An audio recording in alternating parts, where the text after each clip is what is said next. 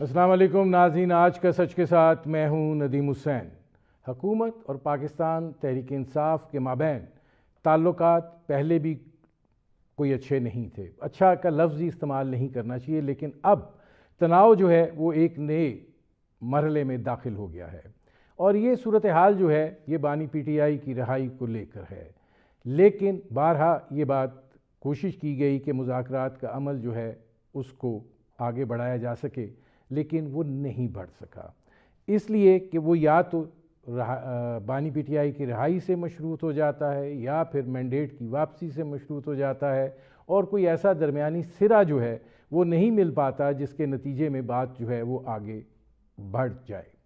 اب اس صورتحال کے اندر حکومت کو جو چیلنجز درپیش ہیں اس میں دہشت گردی کا مسئلہ جو ہے وہ ظاہر ہے کہ اس وقت ٹاپ پریورٹی پر ہے، لیکن خیبر پختونخوا کی حکومت کو لے کر جو وفاقی حکومت ہے ان کو وہاں پر بھی مسائل ہیں۔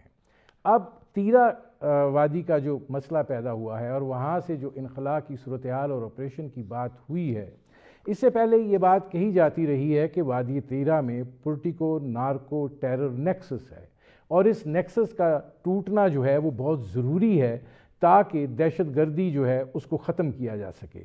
اور ظاہر ہے کہ اگر وہاں پر دہشت گردوں کی موجودگی ہے تو پھر ظاہر ہے انٹیلیجنس بیسڈ جب آپریشن ہوتے ہیں تو اس میں پھر نقصان دو طرفہ ہوتا ہے۔ تو ایسی صورتحال میں ان دہشت گردوں کا ختم کیا جانا جو ہے وہ ضروری ہے۔ اور اب اگر یہ تھا کہ یہ پولیٹیکو نارکو ٹیرر نیکسس ہے تو اس حوالے سے اگر وہاں سے انخلاء کا سلسلہ ہوا تو وہ سارے کا سارا جو ہے وہ ایک متنازع کیسے ہو گیا، اور حکومت جو ہے وہ پھر ایک دفاعی پوزیشن پر آئی اور اس نے وضاحتیں جو ہیں وہ دینی شروع کر دیں۔ اور اب صورتحال یہ ہے کہ خیبر پختونخوا کے وزیر اعلیٰ سہیل آفریدی نے اتوار کو جمروت فٹ بال گراؤنڈ میں خیبر کے تمام عمائدین کا جرگہ جو ہے وہ بلایا ہوا ہے۔ حکومت یہ کہہ رہی ہے کہ وہاں پر کوئی آپریشن ہونے نہیں جا رہا، اور جو وہاں سے انخلاء ہو رہا ہے وہ ظاہر ہے کہ ان موسمی حالات کے اندر ہوتا ہے، اور وہاں پر انٹیلیجنس بیسڈ آپریشن جو ہیں وہ ہو رہے ہیں۔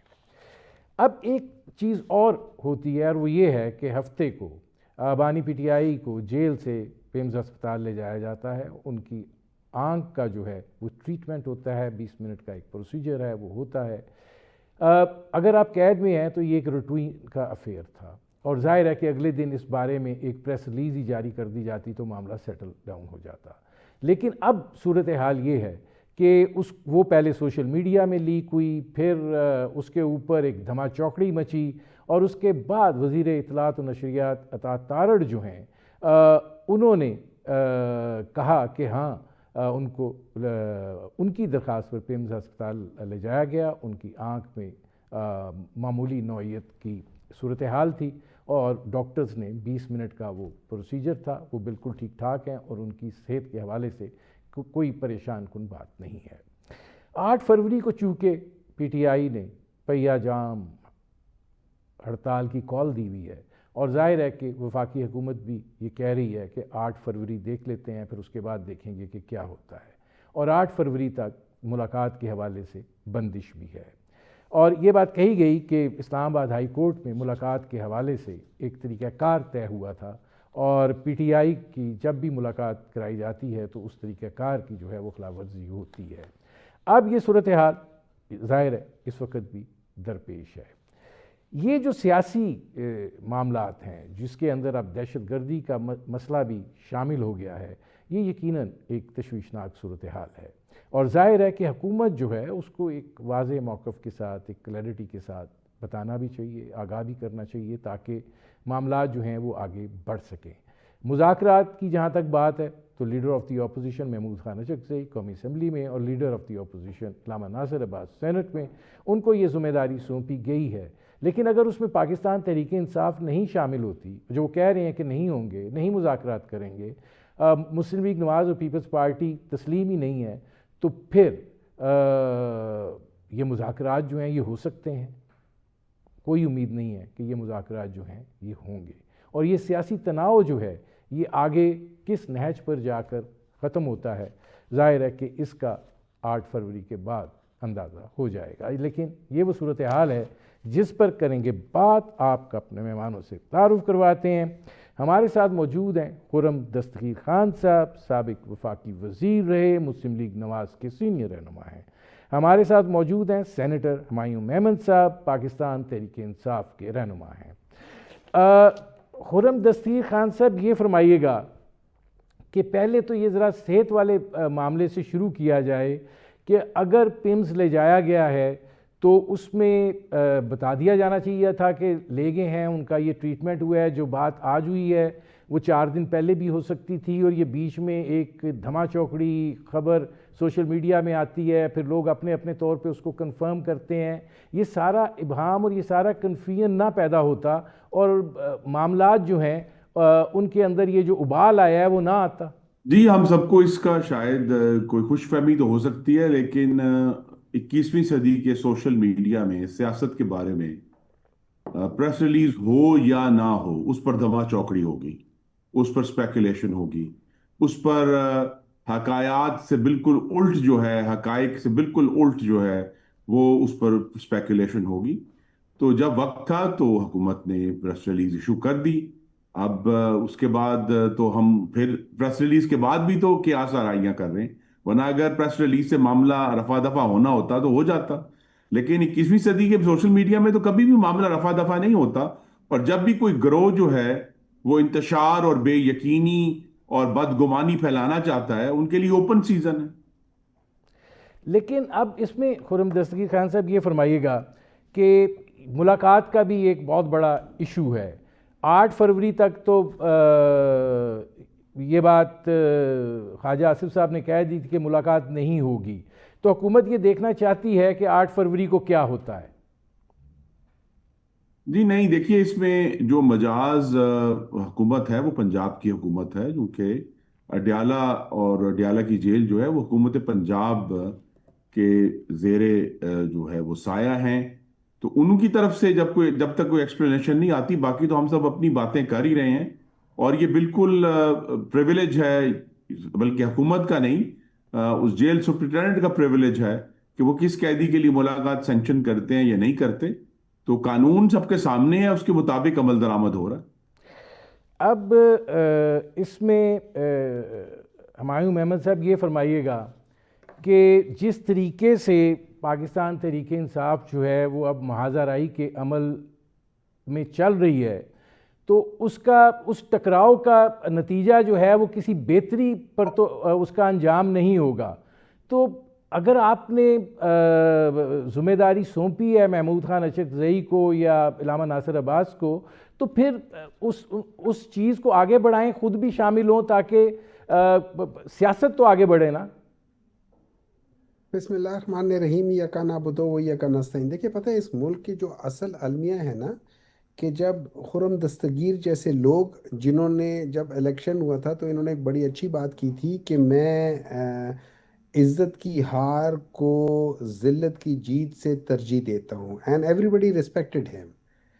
باقی وہ ان کی نظر میں وہ ہارے تھے یا جیتے تھے، وہ جب تک سامنے آتا نہیں ہے وہ اور بات ہے. لیکن ایٹ لیسٹ ہی اور اس طرح کے چند ایک لوگ اور تھے، جیسے خواجہ سعد وغیرہ تھے. سو دے ور تھاٹ ٹو بی کہ یار یہ ایک سین وائسز ہیں یا سین لوگ ہیں. لیکن جب یہ لوگ بھی اچھی طریقے نے پتہ ہے، بہت اچھے طریقے سے انہیں پتہ ہے، یہ روٹی کو چوچی کہنے والے لوگوں میں سے نہیں ہیں، یہ پڑھے لکھے لوگوں میں سے، اچھے انسٹیٹیوشنز سے نکلے ہوئے ہیں.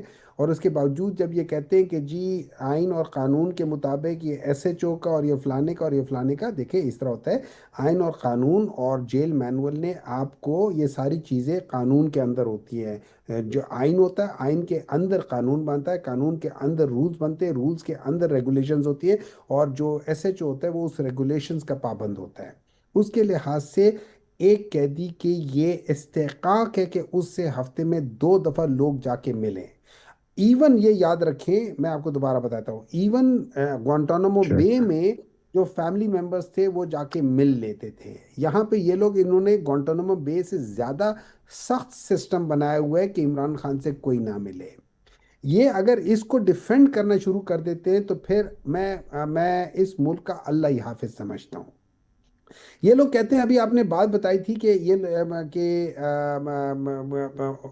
یہ اچکزئی صاحب اور علامہ ناصر صاحب کے ساتھ کیا ہے جی، وہ لوگ بالکل وہاں ہیں. اگر حکومت کے اندر واقعی وہ جینونلی یہ حکومت سنسیئر ہے، which they are not, I know they are not.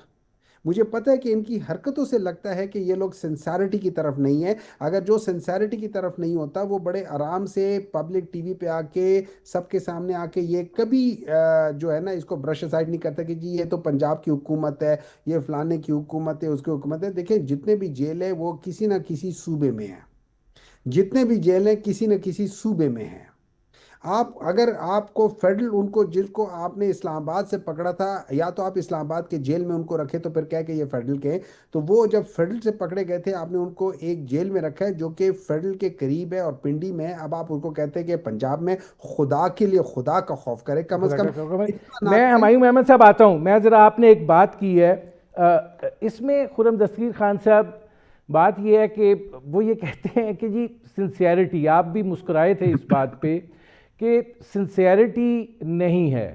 اب مذاکرات کا بھی ایک طریقہ کار ہوتا ہے، اور ظاہر ہے کہ یاد صادق صاحب نے اپنی گڈ آفیسز جو ہیں وہ اس حوالے سے آفر کیے ہوئے ہیں. ابھی تک وہ ان کی جو پیشکش ہے وہ اپنی جگہ کے اوپر قائم ہے، لیکن بات اس جانب تک جاتی نہیں ہے. اور محمود خان اچکزئی صاحب بھی یا علامہ راجہ ناصر عباس صاحب بھی جب بات کرتے ہیں تو وہ جو نکات ہیں وہ وہی ہو جاتے ہیں جو نان سٹارٹر ہیں. دیکھیے ندیم صاحب، ایک تو یہ ہے کہ جب بھی مذاکرات ہونے ہیں ان کا ایجنڈا قومی ہوگا نا. وہ ایک سائیڈ کے نکات پر تو مذاکرات نہیں ہوں، اور ابھی اس کی تشخیص ہونا باقی ہے یا اس پر ایگریمنٹ ہونا باقی ہے کہ ایجنڈا کیا ہوگا. میری تو استدعا ہے تحریک انصاف سے کہ وہ اپنا ایجنڈا جو ہے وہ ٹیبل پر رکھیں، چاہے لیڈر آف دی اپوزیشن کے ذریعے رکھیں کہ یہ وہ نکات ہے جس پر بات کرنا چاہتے ہیں، اور پھر حکومت بھی اس کے اوپر اپنی رائے دے گی تاکہ کوئی بنیاد تو ہو.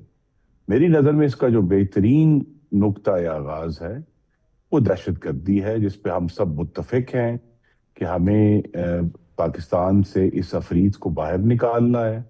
خیبر پختونخوا میں اس کی اہمیت اس لیے ہے کہ 2025 کا سال پاکستان میں دہشت گردی کے حوالے سے 10 سال کے بعد اتنی زیادہ ملک میں شہادتیں ہوئی ہیں، واقعات ہوئے ہیں، اور 80% شہادتیں جو تھیں وہ خیبر پختونخوا میں ہوئی. یعنی رفلی 4000 میں سے 3200 کے قریب جو لوگ تھے وہ خیبر پختونخوا میں، وہاں کے شہری، ہمارے سپاہی افسر، پولیس والے، وہ سب شہید ہوئے. تو لہٰذا جس ایشو پر ہم سب کا اتفاق ہے کہ وہ ایک سنجیدہ معاملہ ہے اور ہمیں قومی معاملہ ہے جسے ہمیں حل کرنا ہے، اس کو بنیاد بنا کر ہمیں مذاکرات کا آغاز کرنا چاہیے. ادروائز یہ ہمیشہ سوال رہے گا کہ مذاکرات کا علاج، یعنی علاج جو ہے، ہم جو کہتے ہیں کہ ہم سب کے پاس ہے کہ جی مذاکرات ہونے چاہیے، لیکن وہ جو بیماری ہے جس کا علاج ہم کرنے جا رہے ہیں مذاکرات کے ذریعے، وہ ابھی تک واضح نہیں ہے کہ وہ کیا چیز ہے جس پہ ہم نے مل کر ایک علاج ڈھونڈنا ہے. نہیں، وہ تو خرم صاحب وہ کہتے ہیں کہ جی اسیران کی رہائی ہے، بانی پی ٹی آئی کی رہائی ہے، اور مینڈیٹ کی واپسی ہے، نئے الیکشن کمیشن کی تشکیل ہے. یہ ساری چیزیں انہوں نے میری ان سے استدعا ہے. دیکھیے ہم سب کو ایک بڑا ایزی راستہ ہے کہ ہم اپنے کیس جہاں لڑنے ہیں اس کی بجائے آ کر میڈیا میں لڑتے رہیں، اور جہاں وہ اصل میں قیام کرنا ہے وہاں ہم سجدے میں گر رہے ہیں. تو یہ معاملہ ان رائٹنگ آنے کا ہے، ان پبلک آپ کریں کہ جی ہمارا یہ ایجنڈا ہے، جو بھی ہے، چاہے وہی ہو جو آپ فرما رہے ہیں، لیکن اس کو ان کو جس جگہ پہ ہونا ہے وہ پارلیمان ہے. پارلیمان میں ایاز صادق کا جس کا آپ نے ذکر کیا، انہوں نے 2 دفعہ، لیکن اس کے بعد میں یہ نوٹ کرنا چاہوں گا کہ وزیر اعظم نے کابینہ کے اجلاس میں، جو کہ پاکستان کا غالباً سب سے ہائیسٹ پالیسی میکنگ فورم ہے، کابینہ کے اجلاس میں انہوں نے دعوت دی کہ آئیں بیٹھ کر اس پر بات کرتے ہیں. اب اگر ان کا ایجنڈا چلیں، اس پہ اختلاف ہو جائے گا، لیکن ایجنڈا باقاعدہ مرتب کر کے، میری گزارش ہے، ہر چیز، سارے جو کیس ہیں، یہ جو کیس عدالتوں میں لڑنے ہیں وہ بھی میڈیا پہ لڑتے ہیں، جو مذاکرات پارلیمان میں ہونے ہیں وہ بھی میڈیا میں کرتے ہیں. ان کو جو ہے بہرحال اپنی سنجیدگی حاکمیت کے معاملے میں ظاہر کرنی ہے کہ ملک کو آگے لے کر جانا ہے، تو ہمیں سنجیدگی سے اس پر بات کرنی، بجائے یہ کہ سب چیز ہم میڈیا پہ ایک شو کریں اگلے دن وہ ہوا ہو جائے. واہ. ناظرین ہماری گفتگو جاری ہے, وقت ہوا ہے ایک مختصر سے کمرشل بریک کا, ملتے ہیں اس وقفے کے بعد. Welcome back. اب اس میں ہمایوں احمد صاحب یہ فرمائیے گا کہ ایک تو یہ بھی صورتحال ہے نا کہ پارٹی جو ہے آپ کی وہ بھی ڈس ایرے میں ہے, اور جو پولیٹیکل قیادت ہے آپ کی, ظاہر ہے جو سینئر لوگ ہیں وہ تو جیل میں ہیں, لیکن آپ کے یہاں فیصلہ ساز اور فیصلہ کن شخصیت تو ایک ہی ہیں, اس کے علاوہ تو کوئی کچھ نہیں کر سکتا. اور اگر فرض کر لیجئے کہ محمود خان اچکزئی یا علامہ ناصر عباس صاحب جو ہیں کچھ کرتے بھی ہیں, تو چونکہ پی ٹی آئی اس میں شامل نہیں ہے, وہ تو کہہ رہی ہے ہم نے مذاکرات نہیں کرنے, تو وہ تو سارا کچھ ڈسون ہو جائے گا. دیکھیں اس طرح میں دو تین بات, سب سے پہلے آپ کی اس بات کو لے کر چلتا ہوں. اگر عمران خان پاکستان تحریک انصاف کی جماعت میں عمران خان اور ان کے خاندان سارا کا سارا بیٹھا ہوتا تو عمران خان کے بعد اس کی بیوی, اس کی بہن, اس کا بھائی, اس کا چچا, اس کا ماما, اس کے سارے لوگ بیٹھے ہوتے اور فیصلے کر رہے ہوتے ہیں. چونکہ یہاں پہ خاندانی سیاست نہیں ہے تو اس وجہ سے یہاں پہ اب آپ لوگ یہ چیزیں کر رہے ہیں. میں ذرا تھوڑا سا ایک دفعہ دوبارہ آتا ہوں, اور خرم صاحب سے بات کرتے ہوئے انہوں نے کہا ہے کہ کوئی ایسی چیزیں دیکھیں, ہم لوگ آپ کہتے ہیں کہ وہ کوئی نیشنل ایشوز ہوتے ہیں. نیشنل ایشو کیا ہے؟ آپ لوگوں نے چارٹر آف ڈیموکریسی سائن کیا تھا. چارٹر آف ڈیموکریسی میں اگر آپ نے کبھی پڑھا ہو تو اس کا چیپٹر نمبر 3 پڑھ لینا. Chapter number 3 free fair transparent elections کے بارے میں اور الیکشن کمیشن کی ریسٹرکچرنگ کے بارے میں آپ نے تو اس کے بارے میں نہیں کیا. آپ نے بات کی ابھی تھوڑی دیر میں آپ نے بات کی ہے کہ جی جو کیسز ہوں گے وہ کہیں اور عدالت میں ہوں گے. آپ نے عدالت کا حشر کیا کر دیا ہے؟ آپ نے عدالت میں لوگوں کو کہاں سے لا کے کہاں بٹھا کے اپنے من پسند وہی لوگ جو الٹے سیدھے فیصلے کرنے والے ان کو لا کے آپ کو بٹھا دیا اور وہ چیز کرنا شروع کر دیا. اپنے عدالتیں چھوڑی کہاں ہیں؟ عدالتوں کو تو آپ نے اپنی کنیز بنا کے رکھ دیا ہے, جو کہتے ہیں وہ کرتے ہیں. جو آپ کی نہیں, بات ہمایوں احمد صاحب معذرت کے ساتھ, جب آپ کا مسئلہ چل رہا تھا, جب گڈ ٹو سی یو ہو رہا تھا, پاناما کیس میں جس طرح کے ٹکرز آ رہے تھے, آپ کو وہ عدالتیں, ہر پارٹی جو ہے نا اس کو اپنی نوعیت کی عدالتیں اچھی لگتی ہیں. ہر پارٹی کو اپنے وقت کا معاملہ اچھا لگتا ہے, دوسرے کے وقت جب ہوتا ہے برا لگتا ہے. ندیم صاحب, میں نے کبھی نہیں کہا کہ پاکستان کی عدالتیں کبھی اچھی تھیں. پاکستان کی عدالتوں کا یہ سلسلہ آج سے نہیں ہے. یہ 1954 میں جو نظر ضرورت کے بعد جو شروع ہوا ہے نا, اور اس کے بعد بھٹو کے کیس میں آپ لوگوں نے پورے مینیور کر کے ایک بندے کو لے کر آئے تھے, دوسرے کو ہٹا دیا تھا. یہ ساری چیزیں ہوتی رہی ہے, لیکن ابھی انتہا ہو گئی ہے. ہر چیز کی ایک انتہا ہوتی ہے. یہ ابھی انتہا یہ ہے کہ آپ نے ایک کمیٹی بنا دی ہے, کمیٹی میں ایگزیکٹو کے لوگ زیادہ بیٹھے ہوئے. نمبر 2, آپ نے ایک جج کو کسی بھی وقت پہ جو آپ کے من پسند فیصلہ نہیں کرتا اس کو اٹھا دیا ہے. آپ کو یاد ہوگا 1979 میں جب کیا تھا وہ جو جج صاحب تھے انہوں نے بھی جب بھٹو کے حق میں فیصلہ دیا تھا, ان کی جو ڈگری تھی جعلی نکل آئی تھی. آج بھی وہی کام ہو رہا ہے. یہی ساری چیزیں ہو رہی ہیں. لیکن میں ایک اور بات بتاتا ہوں. ابھی بات ہوئی تھی, آپ لوگوں نے ایاز صادق صاحب کی بات کی ہے کہ جی ان لوگوں نے his office, Ayaz Sadiq has deliberately violated the Constitution of Pakistan, Article 60, for the last 6 months. اگر آپ آرٹیکل 60 پڑھیں تو آرٹیکل 60 کہتا ہے کہ جو چیئرمین اور ڈپٹی چیئرمین, اسپیکر اور ڈپٹی اسپیکر کے بعد آپ کو leader of the opposition national assembly میں اکارڈنگ ٹو دا رولز 39 ہے میرے خیال میں, اس کے لحاظ سے آپ کو فوراً چننا ہوتا ہے. اور اگر وہ چلا جاتا ہے, میرے خیال میں 39 بی ہے یا 39 سی ہے, بی ہے میرے خیال میں, کہ اس میں بتایا جاتا ہے کہ اگر درمیان میں وہ ویکنٹ ہو جائے تو اس کو پھر آپ کس طریقے سے کرتے ہیں, اور ود ان فیو ڈیز کرنا ہے. انہوں نے 6 مہینے, اور جھوٹ بولتے ہیں کہ اس کے اوپر کوئی سٹے لیا گیا تھا. عمر ایوب نے اپنا سٹے ویکیٹ کرا لیا تھا, انہوں نے ختم کر دیا تھا. کیوں؟ انہوں نے وہ الیکشنز, ان کی مسز لڑ رہی تھی تو وہ کیسے سٹے میں جا سکتے تھے. یہ سارا جھوٹ بولتے ہیں, سر عام جھوٹ بولتے ہیں, ڈنکے کی چوٹ پہ جھوٹ بولتے ہیں. اچھا میں آتا ہوں ہمایوں احمد صاحب. اب سے کوئی ایسی بات نہیں ہے. اگر میری بات سن لے, اگر یہ سنسیئر ہیں, میں مشورہ دیتا ہوں اگین آپ کے پلیٹ فارم سے خرم دستگیر صاحب کو مشورہ دیتا ہوں کہ یہ ان کی پوزیشن اپنی پارٹی میں ہے. ویسے تو پچھلے دنوں یہ بھی سنا تھا کہ ان کو ملنے کی اجازت نہیں ملی تھی, لیکن بہرحال جو بھی ہے, اگر یہ ہیں سنسیئر ہیں, پی ٹی آئی کو چھوڑیں.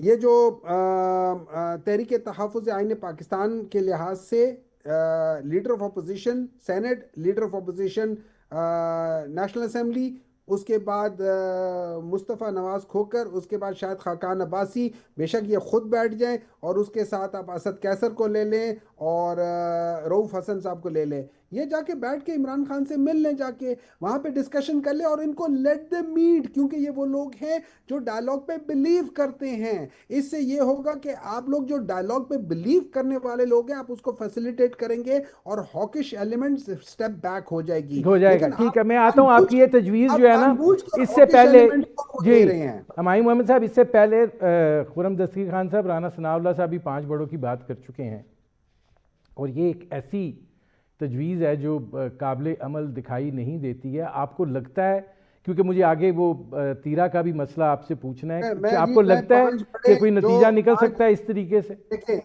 میرا مطالبہ ہے کہ ہمایوں محمد صاحب جو بڑے بالغ نظر آدمی ہیں، وہ جھوٹ کا لفظ اپنا واپس لے لیں، یہ غیر پارلیمانی ہے، ورنہ اگر میں نے ان کی پارٹی کے جھوٹ گنانے شروع کیے تو یہ پروگرام ختم ہو جائے گا۔ یہ کہنا کہ جھوٹ بولتے ہیں، جھوٹ تو یہ بولتے ہیں جب یہ کہتے ہیں کہ جی وہ عدالتیں بہت اچھی تھیں جنہوں نے 22 مہینے حمزہ شہباز کو ضمانت کی پیشی نہیں دی تھی، وہ بہت اچھی عدالت تھی۔ 16 مہینے جس نے جو ہے جناب سعد رفیق صاحب کو اور ان کے بھائی کو 16 مہینے ان کی پیشی نہیں ہونے دی تھی، وہ بہت اچھی عدالتیں تھیں، وہ انصاف دے رہی تھیں، اور آج کی عدالتیں اچھی نہیں ہیں۔ تو یہ جھوٹ بول رہے ہیں نا۔ تو میری گزارش ہے کہ جب ہمیں آپس میں گفتگو کرنی ہے تو جس طرح پارلیمان میں ہم ایک دوسرے کو اور بہت ساری باتیں کر سکتے ہیں، لیکن جھوٹ کا لفظ جو ہے وہ پھر کسی اور جگہ معاملات کو لے جائے گا۔ تو میری گزارش ہے کہ دوبارہ اس کا استعمال نہ کریں۔ اور دوسرا یہ ہے کہ یہ جو مذاکرات کا سراب ہے، میں پھر آپ کو دہرا دیتا ہوں کہ جب تک ہم جس چیز کو درست کرنا چاہتے ہیں مذاکرات کے ذریعے اس کے اوپر ایگریمنٹ نہیں ہوتا، تو یہ اب یہ کہنا کہ جی سردار ایاز صادق کے اوپر جو ہے وہ سردار ایاز صادق اس ڈپٹی اسپیکر سے 1000 درجے بہتر ہیں جس نے ووٹ آف نو کانفیڈنس کو انتہائی فریولس گراؤنڈز کے اوپر، یعنی غیر آئینی، سراسر غیر آئینی بنیاد پہ کہا تھا جی یہ تو جو ہے آپ پاکستان کے نہیں رہے، حب الوطن نہیں رہے، تو لہذا میں اس کو ختم کرتا ہوں۔ وہ بہت اچھا تھا آف کورس، کیونکہ وہ تحریک انصاف کا تھا، وہ بالکل عین درست اور آئینی تھا۔ اور آج کا جو عمل ہے وہ غیر آئینی ہے، جو کہ وہ اب آج یہ نہیں ہے۔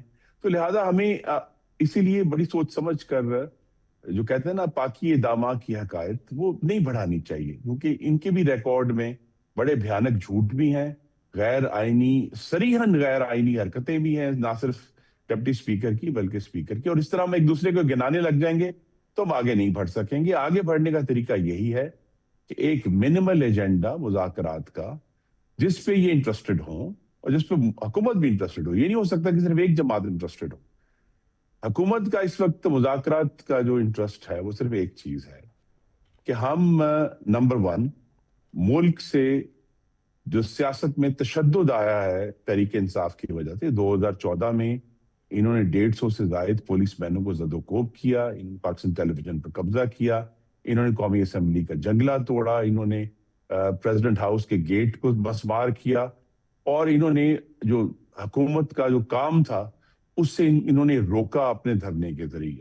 اور اس کے بعد سے ایک روایت ہے جو پھر بالآخر آ کر 9 مئی 2023 اور 26 نومبر 2024 کو بہت بڑے تشدد کی صورت میں، جماعت جو سرکاری عمارتوں کو آگ لگانے کی صورت میں، جناح ہاؤس لاہور کو آگ لگانے کی صورت میں، پشاور میں 150 جانور جلا دیے انہوں نے، اور اس کے بعد پولیس مینوں کی تعداد بھی سینکڑوں میں گئی جن کی ہڈیاں توڑی اور جن کو کیلوں والے ڈنڈوں سے انہوں نے جو ہے زد و کوب کیا۔ تو لہذا سیاست سے تشدد کو نکالیں باہر، اور جو بھی ان کا ایجنڈا، دیکھیں چلیں یہ ایجنڈا بھی ہم اس پر بات ہو سکتی ہے کہ جی ان کے الیکشنز کے بارے میں جو تحفظات ہیں وہ لے کر آئیں۔ پچھلی دفعہ جب مذاکرات شروع ہوئے تھے تو ہم نے ان سے کہا کہ آپ وہ ایجنڈا لے کر آئیں، وہ جو تمام آپ کے خلاف آپ کے پاس اگر ایویڈنس ہے 2024 کے الیکشن کے بارے میں وہ میز پر رکھیں۔ لیکن انہوں نے بجائے مذاکرات کی میز پر وہ کاغذ رکھنے کے آئی ایم ایف کو ایک پتہ نہیں غلط ڈوسیئر بنا کے دے دیا کہ یہ الیکشن غلط ہوئے تھے، لیکن جہاں بات کرنی تھی، جہاں ایکچولی اس کا معاملہ ہمیں حل کرنا تھا، وہاں یہ اپنا ڈوسیئر نہیں لے کے آئے، آج تک نہیں آئے۔ دیکھیے میں آتا ہوں، میرے پاس ٹائم بھی تھوڑا رہ رہا ہے خرم دستگیر خان صاحب۔ الیکشن کو 2 سال ہو گئے ہیں اور ابھی تک ان کی گردان جاری ہے لیکن کسی بھی اس فورم پہ جہاں یہ ایکچولی ڈیبیٹ ہونا ہے یہ اپنے ایویڈنس وہاں نہیں لا سکتا. لازم. یہ بات اب حقیقت ہے. اب دو سال ہونے لگے. ہمایوں احمد صاحب بجائے اس کے کہ اس کے اندر جایا جائے، اب چونکہ وقت کم ہے میں نے آگے بھی بڑھنا ہے، یہ فرمائیے گا کہ 8 فروری آپ لوگوں نے شٹر ڈاؤن ہڑتال کی اپیل کی ہے. ٹھیک ہے، خیبر پختونخوا میں آپ کی ایکسپورٹ ہے، آپ کی حکومت ہے، سب کچھ ہے. آپ کو لگتا ہے کہ ملک کے باقی صوبوں میں آپ اپنی اس ہڑتال کو کامیاب کروا پائیں گے کہ آپ جو دباؤ چاہتے ہیں وہ پیدا ہو سکے، یا جو نتائج چاہتے ہیں اس کا حصول جو ہے وہ سکے؟ کیونکہ دکھائی نہیں دیتا کہ ایسا کوئی حالات جو ہیں وہ پیدا ہو پائیں گے. دیکھیں، آپ نے شروع میں ایک بات کی تھی جس کو آپ نے کہا تھا کہ پولیٹیکو نارکو ٹیرر نیکسس. میں آپ کو اس کی مثال دے دیتا ہوں. یہ بے نظیر بھٹو صاحبہ نے شاید اس کے بارے میں بیان دیا تھا کہ جب میاں نواز شریف صاحب نے اس زمانے میں اسامہ بن لادن سے فنڈنگ لی تھی.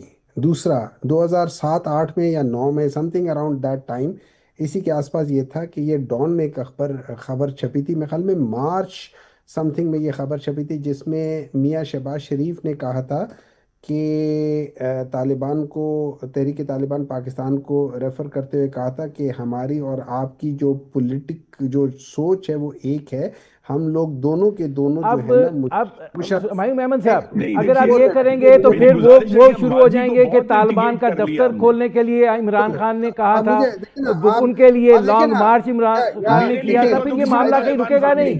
آپ مجھے بول لینے دیں نا، مجھے بول لینے دیں. میں غلط بول رہا ہوں گا لیکن مجھے بول لینے دیں. آپ درمیان میں نہ ٹوکے کہ میں غلط کہہ سکتا ہوں، میں اس کی معذرت بھی کر سکتا ہوں، مجھے کوئی پرابلم نہیں ہے. ٹھیک ہے. اور آپ جو باتیں کر رہے ہیں نا کہ اس لحاظ سے میں آپ کو دوبارہ بتا دیتا ہوں. سینیٹر مشاہد حسین صاحب وہ پاکستان مسلم لیگ نون کے سینیٹر تھے، ابھی تو نہیں ہے، تھے. انہوں نے کہا ہوا ہے کہ وہ اس جگہ بیٹھے ہوئے تھے، خرم صاحب نہیں بیٹھے ہوئے تھے، جہاں پہ یہ بریفنگ دی گئی تھی، اور ادھر کہا گیا تھا، اور ڈیٹ بتاتا ہوں، 5 جولائی 2022 اس میں یہ بریفنگ دی گئی تھی، اور جو بریفنگ دینے والے لوگ تھے وہ بھی سارے تھے. انہوں نے کہا تھا کہ یہ حکومت جو کہ اس وقت پی ڈی ایم کی حکومت تھی، وہ تحریک طالبان پاکستان کے ساتھ نیگوشیٹ کر رہی ہے، اور اس کے ضامن بتایا گیا تھا کہ وہ جو طالبان حکومت ہے افغانستان کی، وہ اس کی ضامن تھی. یہ ان لوگوں کر رہے تھے. اس کے بعد سپٹمبر میں، اکتوبر میں، نومبر میں پہلا ٹرانچ آیا تھا، جو 1 2 اور 3 ٹرانچ آئے تھے لوگوں کے واپس پاکستان میں. میں آپ کو ایک چیز سمجھا دیتا ہوں. آپ نے، اگر میں دوبارہ بتا رہا ہوں، آپ نے ایک بات بتائی تھی یہ اپنے رانا ثناء اللہ صاحب کی، بگ 5 کی. میں اس بگ 5 کے ناموں سے ایگری نہیں کرتا ہوں، لیکن میں بگ 5 سے ایگری کرتا ہوں. بگ 5 کیا ہونے چاہیے؟ ایک پولیٹیکل ریپرزنٹیشن ہونی چاہیے جن میں 4 یا 5 بڑی پولیٹیکل پارٹیز کا ایک ریپرزنٹیٹیو بیٹھا ہو. جو پاکستان کی اسٹیبلشمنٹ ہے ان کا ایک ریپرزنٹیٹیو بیٹھا ہو. ان کے سٹیکس ہیں، اگر کوئی یہ کہتا ہے سٹیکس نہیں ہے، مطلب پولیٹیکل سٹیکس ہیں، وہ انوالوڈ ہیں. اگر کوئی کہتا ہے نہیں ہے تو جھوٹ بولتا ہے. اس کے بعد میڈیا کے ساتھ وہاں پہ ہوں. اس کے بعد پھر آپ کے جو یہ جو بڑے کیا کہہ سکتے ہیں ان کے یہ جو انڈسٹریلسٹ ہیں پاکستان کے اندر، ان لوگوں کو لے کر آئیں، اور اس کے بعد جوڈیشری کو لے کر آئیں. یہ 5 بگ 5 ہیں. ان 5 کے ریپرزنٹیٹیو کو بٹھائے اور یہ ڈیسائیڈ کرے کہ پاکستان ڈیموکریسی پہ جائے گا، پاکستان ہائیبریڈ سسٹم میں جائے گا، یا پاکستان آج کی طریقے سے جو کہ ٹوٹل اتھارٹیرین رجیم ہے اس میں جائے گا. یہ آپ ڈیسائیڈ ٹھیک ہے. کریں. میں ہمایوں احمد صاحب، اب میرے پاس بالکل تھوڑا ٹائم رہ گیا ہے جی، نہیں دینا چاہیے، آپ یہ بھی ڈیسائیڈ کر لیں. لیکن big 5 is not the names. Big 5 are not individuals. نہیں Big ٹھیک 5 ہے. are the 5 institutions of اب Pakistan. اس میں خرم دستگیر خان صاحب، اب سلسلہ وہی ہے کہ یہ بات جو انہوں نے کی ہے، ظاہر آپ رسپونڈ کریں گے اس کو، اور پھر یہی طرز عمل جو ہے یہ پھر کسی نتیجے پر نہیں پہنچے گا، اور یہ لگتا ہے یہ سلسلہ اسی طرح چلے گا. جی، تو اس لیے میں کہہ رہا ہوں کہ ہمیں سب کو فوکس کرنا ہے کہ ملک میں 2025 میں جو دہشت گردی کا حملہ ہوا ہے افغانستان سے، ہمیں اس کو روکنا ہے. اور چاہے خیبر پختونخوا کی حکومت جو ہے اس کا انٹرسٹ نہ ہو کہ ہمیں خیبر پختونخوا میں رہنے والے جو 4.5 کروڑ بھائی اور بہنیں ہیں ان کی زندگیاں بچانی ہیں، نمبر ون، اور دوسرا پاکستان کی سرزمین پر پاکستان کی حکومت کی رٹ قائم کرنی ہے۔ یہ شاید ان کی ترجیح نہیں ہے، اسی لیے یہ بار بار رکاوٹیں ڈالتے ہیں، ورنہ جو آپریشن ہے ان کی اجازت یا اس کی منشا کے بغیر بھی آپریشن، جو انٹیلیجنس بیسڈ آپریشنز ہیں، وہ جاری تھے، جاری ہیں اور جاری رہیں گے۔ اور یہ ایشوز جو اٹھتے ہیں وادی تیرا کا، ان کا اپنا نوٹیفیکیشن ہے کہ جو وہاں سے نقل مکانی کا، انہوں نے خود اس کا اعتراف کر چکے ہیں کہ ہم نے اس کے لیے پھر بعد میں کابینہ نے ان کی جو ہے وہ 4 ارب روپے سینکشن بھی کیے اس سارے معاملے کو فیسیلیٹیٹ کرنے کے لیے۔ اب اس کو جو ہے وہ ڈال دینا اس وفاق کے سر پہ، جو ان کی عادت ہے کہ یہ اپنی جو جس سرزمین پر 13 سالوں سے ان کی حکومت ہے جس صوبے میں، اس کی ذمہ داری لینے کے لیے یہ تیار نہیں ہے، اور ہر چیز جو ہے وہ وفاق پہ ڈالتے ہیں۔ لیکن وفاقی حکومت ذمہ داری لے گی خیبر پختونخوا میں رہنے والوں کی جانوں کے تحفظ کی، اور وفاقی حکومت ذمہ داری لے گی کہ پاکستان کی مٹی پر حکومت پاکستان کی رٹ ہوگی، ہم نے اس کو بچانا ہے۔ یہ ہمارا جو موقف ہے وہ موجود ہے۔ اس پر اگر بات کرنی ہے، اگر یہ ان علاقوں میں نمائندگی کا دعویٰ کرتے ہیں تو پھر آ کر ہمیں بتائیں کہ یہ کیسے معاملہ، اگر کوئی اور طریقہ ہے، کیونکہ یہ بھی اب واضح ہے، اور میں جاننا چاہتا ہوں آپ جیسے بالغ نظر لوگ ہیں کہ پچھلے جو 12 سال کی تاریخ ہے، ہم نے یہ دیکھا ہے کہ پاکستان میں دہشت گردی کا جو حل ہے وہ سوائے آپریشن کے ہمیں کوئی اور نظر نہیں آیا آج تک۔ سوات سے، بلکہ پہلے سے شروع ہو جائیں، 2005 سے شروع ہو جائیں، سوات میں جب پہلی دفعہ یہ ایشو ڈسکس ہوا تھا تو 2005 سے لے کر 2026 آ گیا ہے، 21 سال ہو گئے ہیں، جب بھی مذاکرات ہوئے ہیں ان دہشت گردوں سے وہ ناکام ہوئے ہیں پاکستان میں۔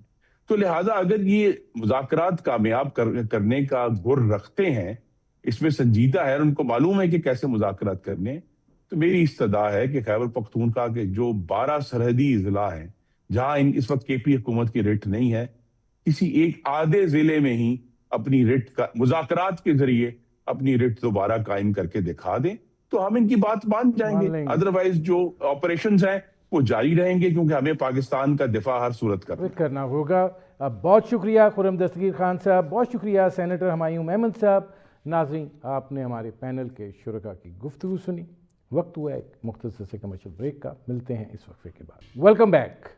ناظرین، سانہ گل پلازہ جو ہے یقیناً ایک المیہ تھا، اس کے بعد اس کے اوپر بہت ساری بیان بازی جو ہے وہ ہوئی۔ وزیر اعلیٰ سندھ سید مراد علی شاہ نے اس کے اوپر ایک فیکٹ فائنڈنگ کمیٹی قائم کی۔ اس فیکٹ فائنڈنگ کمیٹی کی رپورٹ آ گئی ہے، اور اس رپورٹ کے اندر جو ساری کوتاہیاں ہیں وہ یقیناً انتظامی ہیں، لیکن جو آخری سطر ہے وہ بہت اہمیت کی حامل ہے۔ اس میں یہ بات کہی گئی ہے کہ سندھ ہائی کورٹ کے چیف جسٹس کو خط لکھ دیا گیا ہے کہ وہ حاضر ہائی کورٹ کے جج سے اس معاملے کی، اس رپورٹ کی روشنی میں انکوائری کروائیں۔ ایم کیو ایم کا یہ بڑا مطالبہ تھا کہ اگر عدالتی تحقیقات ہو جاتی ہے تو پھر ہماری آپ سیاست اس طریقے سے ختم کر دیں گے۔ دوسری چیز یہ ہے کہ اس کے اندر جو انتظامی معاملات آئے ہیں وہ لیز کا، جب یہ لیز ہوتی گئی اس میں یہ کہا گیا ہے کہ اینٹی کرپشن کو یہ کہا گیا ہے کہ اس کی تحقیقات کرے، اور اس میں جو بھی ملوث ہے اس کے خلاف کارروائی ہوگی۔ اسی طریقے سے ڈائریکٹر سول ڈیفنس جنوبی جو ہے ان کو معطل کیا گیا ہے۔ اسی طرح ہائیڈرنٹ کے جو انچارج ہیں ان کو معطل کیا گیا ہے، اور چیف انجینئر جو واٹر بورڈ ہیں ان کو معطل کیا گیا ہے، اور اب اس سانے کی تحقیقات جو ہے وہ حاضر سروس جج سے کروائی جا رہی ہے۔ اس ساری صورتحال کو لے کر ظاہر ہے کہ بہت اس میں سیاسی ایک باکسنگ میچ ہوا ہے ایم کیو ایم اور پاکستان پیپلز پارٹی کے درمیان، لیکن اب جو صورتحال ہے اس کے مطابق یقیناً پاکستان کے اندر مسئلہ یہی ہے کہ کمزوریاں انتظامی ہوتی ہیں اور ان کو سیاسی بنا دیا جاتا ہے، اور یہ ایک ایسا حمام ہے کہ جس کے اندر سب ننگے ہیں۔ اب اس صورتحال کے اندر بھی جو کچھ سامنے آیا ہے وہ قوانین بھی موجود ہوں گے، وہ اس بات کی نشاندہی کر رہا ہے کہ ماضی کی طرح گورننس کا مسئلہ ہے، عمل درآمد کا مسئلہ ہے، اور کچھ نہیں ہے۔ اور ظاہر ہے کہ جس طریقے سے حالات وقت کے ساتھ ساتھ کرپشن کے معاملے میں آگے بڑھتے گئے ہیں تو یہ بھی اسی کا عکاس ہے۔ تو اب ایم کیو ایم جو ہے اس حوالے سے کیا سوچتی ہے، اس پر کریں گے بات، اور ہمارے ساتھ موجود ہیں ایم کیو ایم کے سینئر رہنما حیدر عباس رضوی۔ حیدر عباس رضوی صاحب، یہ فرمائیے گا کہ کیا آپ کی اس بات سے تسلی اور تشفی ہوئی کہ سندھ ہائی کورٹ کے حاضر سروس جج سے تحقیقات کرانے کا کہہ دیا گیا ہے؟ بہت شکریہ ندیم۔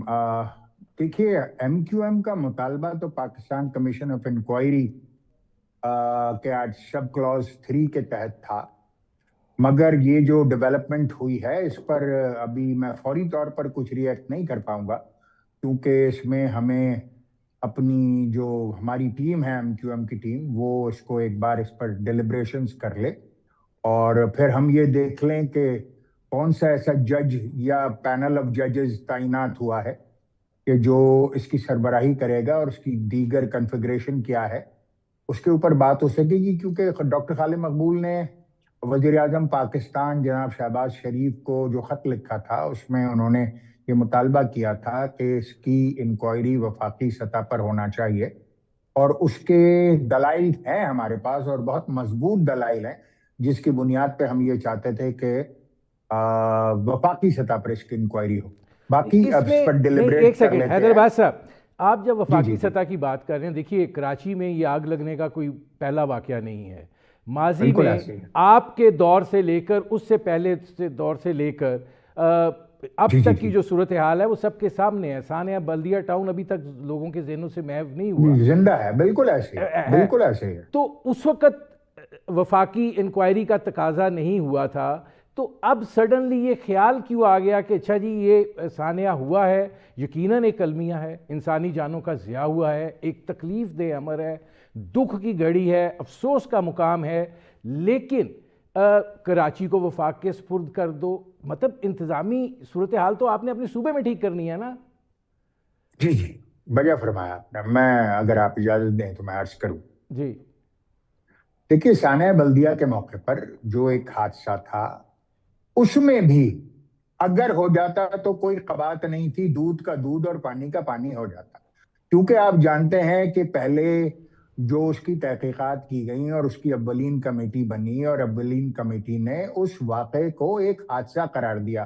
اس کے بعد انٹرنیشنل آرگنائزیشنز بھی آئیں جو پہ آئی ایل او کے تحت آئی تھیں، اور وہ بھی کمیشن آیا کہ جو کہ وہاں پر جو انشورڈ تھے لیبرز جرمنی کی کمپنی کے، وہ بھی آئی، انہوں نے بھی اس کو حادثہ قرار دیا۔ آئی ایل او کے تحت جو تحقیقات ہوئی اس کو بھی حادثہ قرار دیا، اور اس کے حادثے کے ہونے کے 2 سال بعد ایک سیکنڈ انکوائری کنڈکٹ کی گئی، اور اس وقت تک ایم کیو ایم کے اوپر آپریشن شروع ہو چکا تھا۔ تو اس کے بعد اس کو ایم کیو ایم پر جو ہے وہ اس کو مسلط کر دیا گیا۔ خیر، اگر اس وقت بھی اگر کوئی فیڈرل انکوائری ہوتی جو پہلی بار ہوئی تھی تو شاید بہتر ہوتا۔ اس کی صرف وجہ یہ ہے ندیم، اگر آپ مجھے 1 منٹ دے دیں میں آپ کو سمجھا دیتا ہوں۔ جی دیکھیے، اس میں بنیادی طور پر آگ لگنے کا پرابلم نہیں ہے، آگ تو کہیں بھی لگتی ہے۔ اگر آپ ابھی گوگل کر کے دیکھیں گے تو 2025 میں کراچی میں آتش زدگی کے واقعات کی تعداد 2500 سے زیادہ ہے۔ آگ لگنا ایشو نہیں ہے، آگ لگنا ایک حادثہ ہوتا ہے اور کہیں بھی آگ لگ جاتی ہے۔ سوال اس بات پر اٹھا ہے کہ آگ لگنے کے بعد جو ریسکیو کا عمل تھا وہ مکمل طور پر ناکام ہوا ہے، 3 دن تک آگ بجھائی نہیں جا سکی ہے۔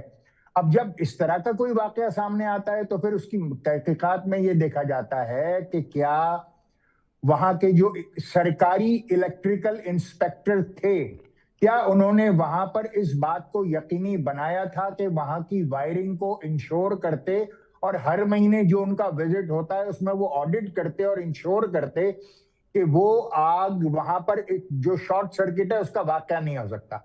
وہ ڈائریکٹلی منسٹری آف انرجی کے انڈر میں آتا ہے، اور منسٹری آف انرجی کے اس وقت وزیر جو ہیں خود وزیر اعلیٰ سندھ ہے۔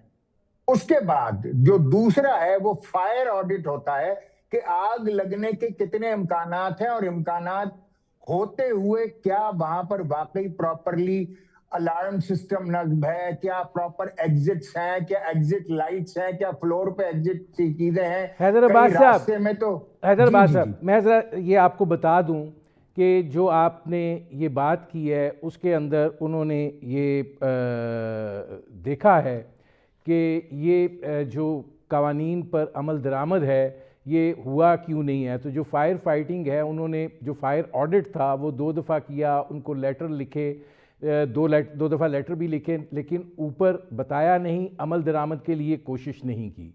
लिहाजा उसके ऊपर उन्होंने जो सिविल डिफेंस का डायरेक्टर है उसको मुअत्तल किया है। इसी तरह हाइड्रेंट पे जो पानी की मुश्किलात पेश आई उस पे वो जो उनका चीफ हाइड्रेंट इंचार्ज है उसको मुअत्तल किया है। इसी तरीके से जो इसके लीज़ के जो खिलाफ वर्जियाँ हुई हैं, जितनी मरतबा उसकी लीज़ हुई है वो काफ़ी दफ़ा है, उसके ऊपर उन्होंने एंटी करप्शन के महकमे को उसकी तहकीकात का कहा है कि जो भी ज़िम्मेदारान हैं उनको सज़ा दी जा सके। और फिर इस रिपोर्ट की रोशनी में अदालती जो ये फ़ैसला है कि जी हाई कोर्ट का जज जो है वो इसको तहकीकात करे, तो ये सारा इसमें लिया गया है।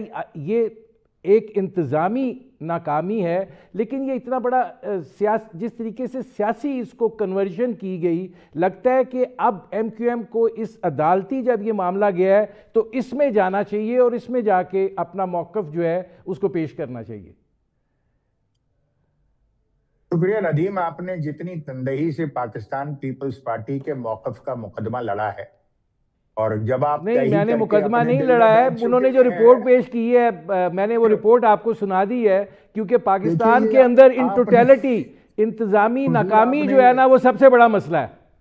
ये आपने दूसरी बार सुनाई है मुझे इसी 5 मिनट के वक्फे में, और मुझे लग रहा है कि आपके लिए ये सब कुछ तसल्ली बख्श हो गया है। ठीक है, मुझे इसमें कोई एतराज नहीं है। मैं कतई तसल्ली बख्श नहीं कह रहा, मैं आपसे ये कह रहा हूँ कि इसको अब आपका एक मुतालबा था, वो मुतालबा जो है वो पूरा हुआ है, तो उसके अंदर अब आपको भी जाके तो एक जो आपके फैक्ट्स एंड फिगर्स हैं वो पेश करने चाहिए। हुजूर, मैंने तो आपकी खिदमत में अर्ज किया था कि मेरा मुतालबा वफाकी सतह पर पाकिस्तान कमीशन ऑफ इंक्वायरी की सब क्लॉज 3 के तहत वजीर आजम से मेरा मुतालबा था, और ये मैं भी 2 बार आपकी खिदमत में ये अर्ज कर चुका हूँ, और उसकी मैं आपको वजूहात गिना रहा था कि मैं इन टोटलिटी आपसे ये कह रहा था कि जिसको आपने बदइंतजामी का, PM जिन मिनिस्ट्रीज को होल्ड करते हैं सिंध में, उनकी बदइंतजामी दिखाई दे रही है। आपको पता है कि सिविल डिफेंस का महकमा वजारत होम मिनिस्ट्री के अंडर में आता है, उसकी बदइंतजामी दिखाई दे रही है। KBC अपना SBCA, मैं आपको बता दूं कि SBCA के पिछले 1 महीने में 3 चीफ्स तब्दील किए हैं सिंध हाई कोर्ट ने, इस बुनियाद पर कि रूल्स रेगुलेशंस के मुताबिक जो कानून है वो ये कहता है कि SBCA का चीफ एक टेक्निकल पर्सन होना चाहिए और वो सिविल इंजीनियर होना चाहिए। आप यकीन मानेंगे नदीम के यके बाद दीगरे हाई कोर्ट ऑर्डर करता रहा, मिसाल के तौर पे कि नदीम हुसैन साहब सिविल इंजीनियर हैं, इनको हटा दो, उनको हटा दिया गया। हैदर रिजवी साहब को लगा दिया गया जो खुद फिर सिविल इंजीनियर नहीं थे। फिर हुक्म आया कि जनाब उनको हटा दो, मुझे हटा दे, हैदर अब्बास रिजवी को लगा दें। नहीं, मैं आपसे अर्ज करूं कि टेक्निकल मैं भी नहीं हूं, टेक्निकल आप भी नहीं है, टेक्निकल अपने भट्टी साहब भी नहीं है जो आपके प्रोड्यूसर है ना। तो 1 महीने में पीपल्स पार्टी अगर 3 बार चीफ तब्दील कर रही है और हुक्म यह है कि टेक्निकल बंदे को लगाया जाए, और वो 3 बार नॉन टेक्निकल बंदे को लगा रही है, तो आप इसको हठधर्मी कहेंगे, हाई कोर्ट के अहकामात से इनहराफ कहेंगे, ये क्या कहेंगे? इसी तरह नदीम आज का डॉन देख लीजिए, आज का एक्सप्रेस ट्रिब्यून देख लीजिए, आज का द न्यूज देख लीजिए। कल हाई कोर्ट में इस बारे में गुफ्तगू हुई है। मैं आपको एक इंतहाई शॉकिंग बात बताता हूं कि हाई कोर्ट ने ये तो सुनकर ये आंखें फट गई हाई कोर्ट की, और वो शजदर रह गए कि सिंध बिल्डिंग कंट्रोल अथॉरिटी के कोई रूल्स एग्जिस्ट नहीं करते। Can you believe that? 2014 में ये महकमा बना था, और अगर मैं झूठ बोल रहा हूं तो मैंने 3 अखबार आपको कोट किए हैं, डॉन, ट्रिब्यून, द न्यूज। ان تینوں کے مالکان بھی الگ ہیں. اب دیکھ لیجیے, انہوں نے کل ہائی کورٹ کی ہیئرنگ کو کوٹ کیا ہے. تو جب وزیر بلدیات, وزارت داخلہ, C M office, health ministry اور پی ڈی ایم اے, جب چاروں محکمے جو کہ خود وزراء دیکھ رہے ہیں, اگر اس میں بد انتظامی ہے تو آپ کے خیال میں اس کا ذمہ دار کون ہوا ندیم؟ اچھا اب افسران ہاں یا وزراء ذرا یا حکومت سندھ؟ اب پھر آپ کہیں گے کہ پیپلز پارٹی کی مطلب وکالت نہیں, مطلب سوال تو پوچھنا ہے نا. اب جب بات ہوتی ہے تو چونکہ آپ بھی حصے دار رہے ہیں سندھ کے حکومتی نظام کے, تو یہ تو آج کا تو نہیں ہے نا سرکار. حضور اٹھائیے, جماعت اسلامی کا میئر رہا ہو, ایم کیو ایم کا میئر رہا ہو, پیپلز پارٹی کا میئر یا بلدیاتی حکومت رہی ہو. اسی لیے تو میں آپ سے عرض کر رہا ہوں کہ وفاقی سطح پر انکوائری کنڈکٹ کروائیے, جو قصوروار نکلتا ہے اس کے اوپر گرفت کیجیے. اچھا اب یہ آخری سوال ہے, میرے پاس وقت کم ہے. جناب. یہ فرما دیجئے کہ کیا اس کے نتیجے میں جو مصطفیٰ کمال صاحب نے ایک بہت جذباتی پریس کانفرنس کی تھی اور اس میں یہ تقاضا کیا کہ وفاق جو ہے وہ کراچی کو ٹیک اوور کر لے, تو یہ تو آئینی ترمیم کے بغیر ممکن نہیں ہے. تو آپ کو کیا لگتا ہے کہ یہ جو سلسلہ ہے یہ اس طریقے سے مسائل حل ہو سکتے ہیں؟ ٹانائی گل پلازا اس بات کا بیک گراؤنڈ نہیں ہے, بلکہ 20 سال کی سندھ حکومت کی بد انتظامی, نااہلی, کرپشن, کام نہ کرنے کی خواہش اور 25,000 ارب جو پچھلے 15 سالوں میں ملے اس کے حساب کے لیے, کیونکہ اس کا حساب کسی نے نہیں مانگا. 25,000 ارب روپے سندھ حکومت نے 15 برسوں میں سندھ میں خرچ کیے ہیں. آپ کو کوئی ایک ایسا پروجیکٹ یاد ہے پچھلے 15 سالوں میں جس کو سامنے رکھ کر ندیم آپ یہ کہہ سکیں کہ یہ اتنا شاندار پروجیکٹ ہے, یہاں پر تو 25 ارب روپے یا ایون 25,000 ارب روپے کے 5,000 ارب روپے خرچ کر دیے ہوں گے, جسٹیفائیڈ ہے؟ Can you have one single project in your mind? By having that insight, you can say that okay, this 25,000 billion rupees are justified. ایک بھی نہیں ہے میرے بھائی. جب نہیں ہے تو کراچی کو 3 کھرب 400 ارب روپے ملنے تھے جو نہیں ملے. آج جو کراچی برباد ہے اس کی بنیاد ہی یہی ہے. تو بھائی ہم تو بس ہو گئی ہے کراچی والوں کی, ہاتھ جوڑ رہے ہیں کراچی والے کہ بھائی ہمیں اس نااہل انتظامیہ اور کرپٹ حکومت سے جان چھڑا دو, چاہے وفاق لے لے, نئے صوبے بنا دو, کچھ بھی کرو, ہماری جان چھڑا دو. میرے پروگرام کا وقت ختم ہو رہا ہے. بہت شکریہ حیدر عباس رضوی صاحب. ناظرین, یہ تھے ایم کیو ایم کے سینئر رہنما حیدر عباس رضوی, ان کی آپ نے گفتگو سنی. اب تک کے لیے اتنا ہی, اجازت دیجیے, اللہ حافظ.